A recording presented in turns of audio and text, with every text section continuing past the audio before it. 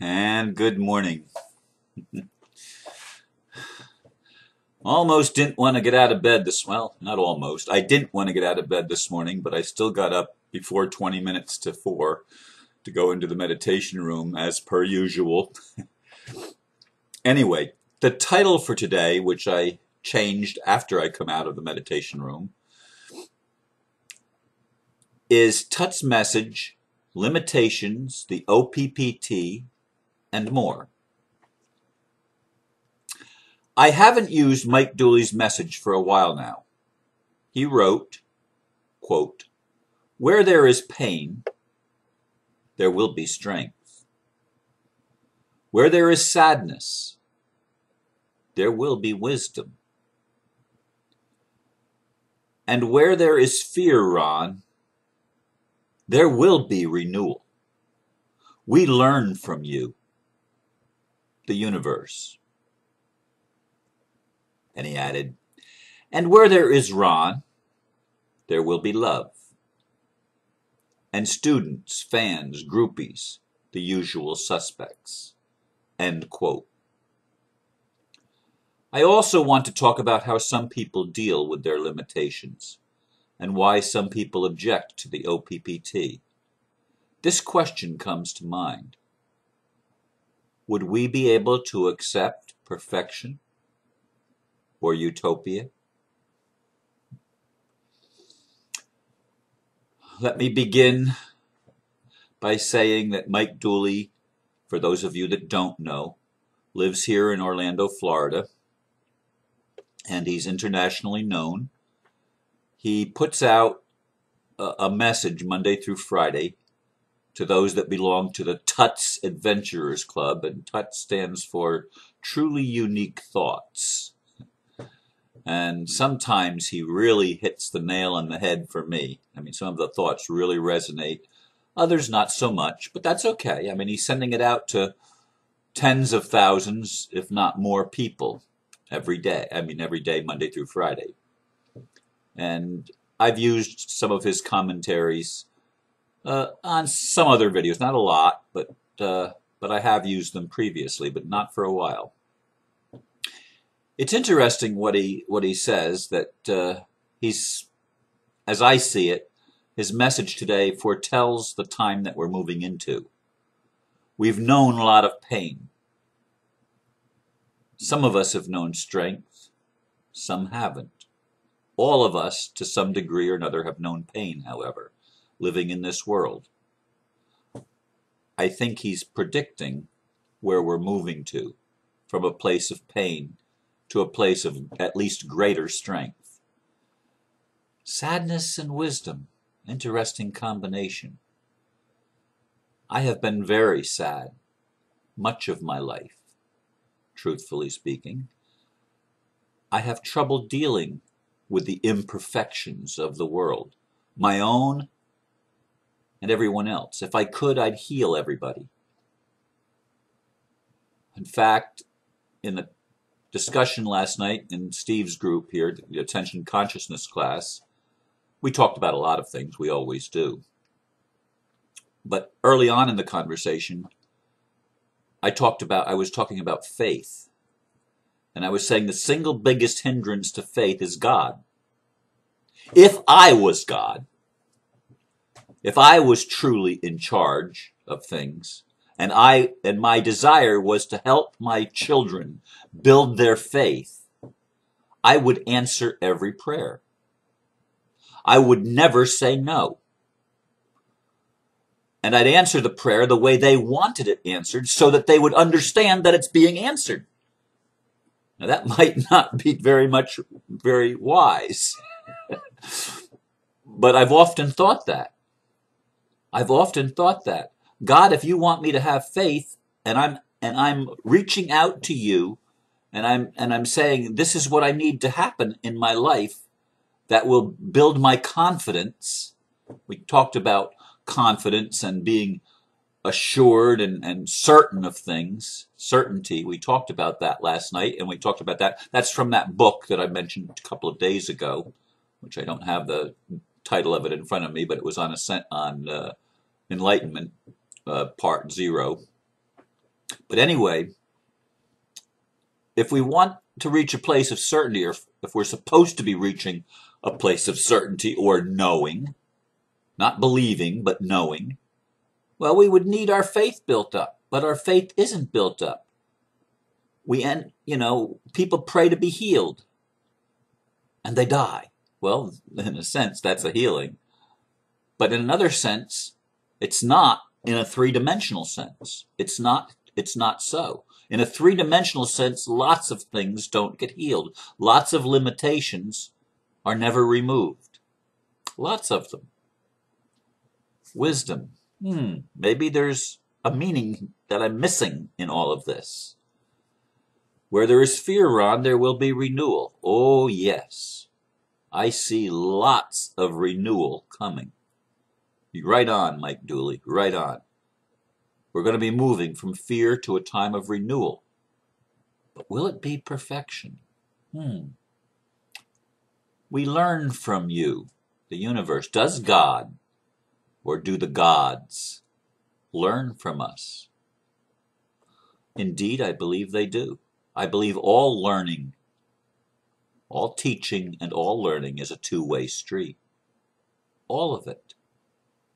The student always teaches the teacher and learns from the teacher. Always. It's the way it is. Because everything that we know in our world is reciprocal. Things that don't seem to be reciprocal seem to be broken. There's, it creates additional problems for us.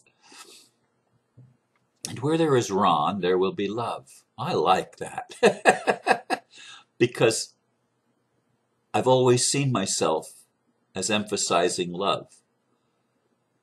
Immediately, right now, my aunt's comments come to mind. She's a minister, the wife of a minister, in addition to being a minister herself. And she's still alive, I believe, living up in New Brunswick, Canada. St. John, I believe, New Brunswick. But I remember her saying to me once, Ron, all you ever talk about is love. And this is from somebody in my family that thinks I've gone to the devil, And I remember my niece saying to her mom, my sister, but Uncle Ronnie loves me. Indeed. Indeed. How can I be so evil if I love? But yet they don't agree with me, so therefore I must be evil because I have a different belief than they do. Like my mother said, how can you believe such god-awful things? Oh, my goodness. There are students. People are learning from me. I'm learning from people.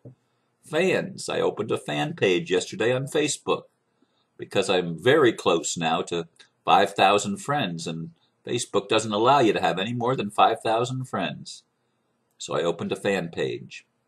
I have over 5,000 subscribers now on YouTube. Groupies. I don't know what's a groupie. I guess when you're a musician and you have people that follow you all the time, they could be considered groupies, and maybe there are people that are speakers or something like that that tend to draw a crowd. I don't tend to draw a crowd locally. I've never gone away to any place else, any of the places I've been invited in other states and other countries and other continents. Maybe I have some groupies. I don't know. What's a groupie? And the usual suspects. Well, some people wonder, how can people keep listening to this guy? I mean, he's crazy, obviously. But even the times that I feel like I bomb, especially the times that I feel like I bomb and I don't really say anything important, I have somebody that writes to me and says, Ron, that message was perfect for me today. It's just what I needed to hear. Who can figure? I mean, who can figure, really? We talked about limitations last night. 2 of the people in the group have what would be labeled disabilities. One has chronic obstructive pulmonary disease. Another has retinal degeneration and is legally blind. And we talked about those. Neither of them like to be seen as being handicapped. It's offensive to them to have somebody see them as handicapped.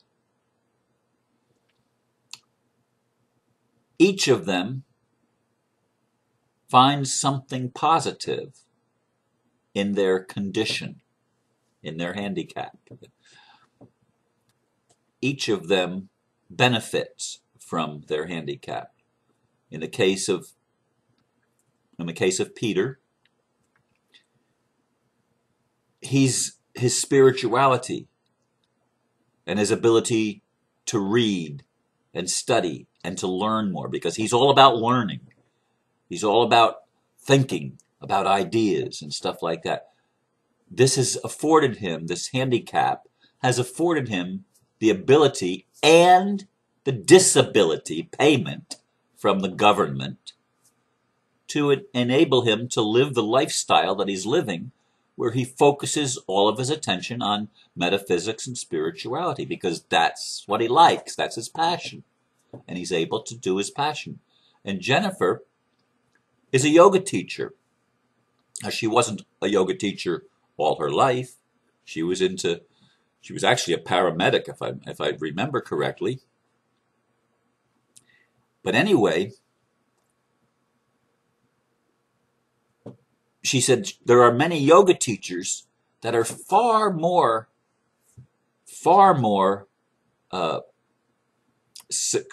better. They're far better than she is at yoga. Far better. And they're not getting nearly the amount of work that she's getting. She's booked into June already and has things lining up for July, because her yoga in the dark class has gone, it's been nationwide, worldwide. As I said it a while back, there's an article about her in the New York Daily News, which is used to be probably the largest circulation newspaper in America. I don't know if that's still true or not, but I can remember when I was growing up, it used to be, and we used to get the Daily News every day when I was a kid. In any case, there are trade-offs. There are things that they're trading off. Okay, yes, I have to put up with this situation, this limitation, but I'm going to benefit from it. And I get that. I do. I really get that. Oh my goodness, the time has gone faster, and I haven't even gotten to the OPPT yet. A lot of people object to the OPPT because there's been no money. Where's the money? Where's the money?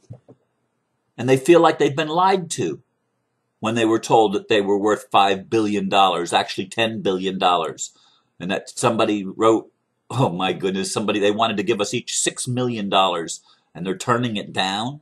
I mean, why? Why?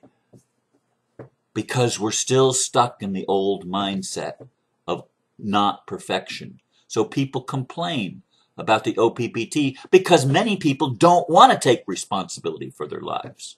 They like the system that allows them to shirk responsibility and allows them not to grow up and not to wake up and not to be all they can be, because could they handle perfection? Could they handle utopia? Could they handle a world where nobody is sick, where there is no pain, where there is no lack, where there is no suffering? Could we handle that? You know, we live in a world right now where there are what I call perfect imperfections. And the reason, the wisdom is that it teaches us to love. It teaches us to love parts of ourselves that are expressed in someone else, the other. And we can determine our spiritual growth, if you will, by how much we're willing to love those that we look at as being handicapped or disabled. Okay, how do we handle them? How do we handle the homeless? How do we handle the beggar on the street? How do we handle the person who's disfigured or has some other handicap that makes them stand out or makes them different from the norm? How do we handle that? How do we handle those things in ourselves that make us feel different? How do we handle them? Could we handle perfection? Could we handle utopia? I do believe we're moving into a better world. I really do. I believe the OPPT is part of that. It's not the whole thing. It's part of it. It's a piece of it. Others have other pieces of it. We each have a piece of it. I suggest to you that it might be wise to learn from your own limitations. Figure out what the payoff is that you're getting for allowing the limitation to continue and to be. Just think about it. Ask your heart, where's the wisdom in this? Show me the wisdom. Show me the benefit that I'm getting. And then ask yourself, would I be able to get this benefit if I let go of the limitation? It's a good question. I don't know what your answer is going to be. Your answer is yours. And you're allowed to have whatever answer you come up with. You're allowed to not like the OPPT. You're allowed to not like any call for spiritual awakening and for taking responsibility. You're allowed to be there. But what's the benefit? What do you gain by rejecting something better? Something to think about. And I thank you for listening. Namaste.